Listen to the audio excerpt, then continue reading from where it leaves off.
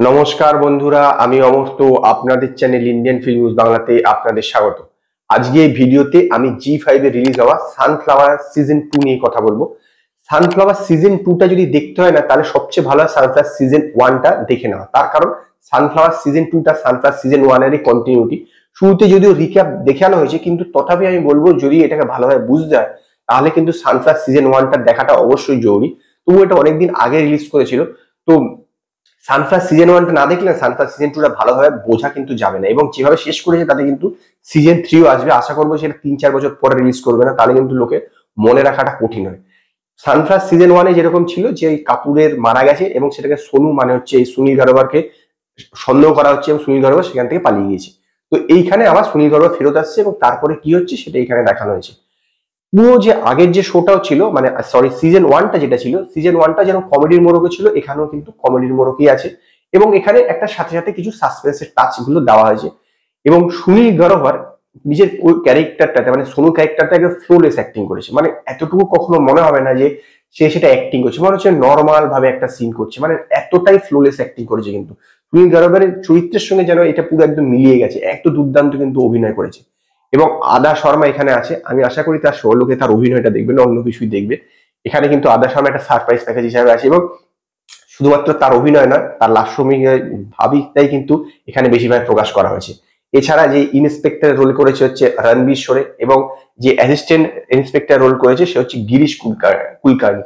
এনার কথাটা বিশেষভাবে বলতে হবে, যেভাবে তার ওয়ান লাইনার গুলো তার মুখে দেওয়া হয়েছে, যেভাবে তিনি ওয়ান লাইনার গুলো ডেলিভার করেছেন, এক কথা অসাধারণ। মানে আস্তে আস্তে পেট ব্যথা হয়ে যাবে। এরকম বেশ কিছু কিন্তু দৃশ্য আছে। এবং আশিস বিদ্যার্থী, এই কথাটা আমি বলবো, আশিস বিদ্যার্থীর রোল সেরকম হয়তো বিশাল কিছু নেই, কিন্তু খুব ইম্পর্টেন্ট। যেখানে আশিস বিদ্যার্থী প্রথমবার আদা শর্মাকে দেখছে, মানে আদা শর্মার সঙ্গে যার তখন দরজাটা বেল মারার পর তার সঙ্গে কথা হচ্ছে, সেই সিনটা কিন্তু দুর্দান্ত। মানে এখানে সমস্ত হিউমার গুলোই না একটু স্যাটায়ার হিসেবে আছে, কিন্তু সত্যি কথা বলতে গেলে কি বেশ ইন্টারেস্টিং হিউমার, যথেষ্ট ইন্টারেস্টিং। হ্যাঁ, কিন্তু এটা 8টা এপিসোডের পুরো হচ্ছে ওয়েব সিরিজটা, এটা একটু বেশি বেশি হয়ে গেছে। অনেক জায়গায় মনে হবে লম্বা সাইন করা আছে। এখানে ইন্সপেক্টরের সঙ্গে যে একটা প্রেমের গল্প দেখানো, যে সেটা না ঢোকানো হলেও ভালো হতো। কারণ এইসবগুলো হয়তো মনে হয় যে মূল যে টপিকটা ছিল তার থেকে অনেকটা মানে সরে গেছে। এইসবগুলো কিন্তু হয়েছে, একটু টেনে লম্বা করা হয়েছে। ওভারঅল কিন্তু ঠিকঠাক মোটামুটি দেখার জন্য উপযোগী, নো ডাউট। আমার মনে হয়েছে যে সিজন 2টা কিন্তু বেশ দেখার উপযোগী, বেশ আনন্দ ফুর্তি করে বেরিয়ে যাবে। তবে এখানে যথেষ্ট গালাগালি আছে, যদি ভালগার কোনো সিন নেই, কিন্তু প্রচুর গালাগালি আছে, কিন্তু সেইগুলো অতটা গায়ে লাগবে না। তার কারণে যে হাসির মোড়কে সমস্ত ব্যাপারগুলো আছে।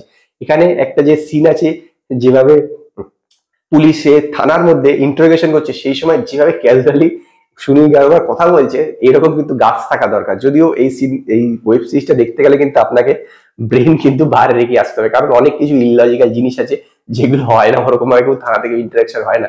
কিন্তু তথাপি কিন্তু বেশ ইন্টারেস্টিং এবং মজাদার, দেখে বেশ আনন্দ লাগবে।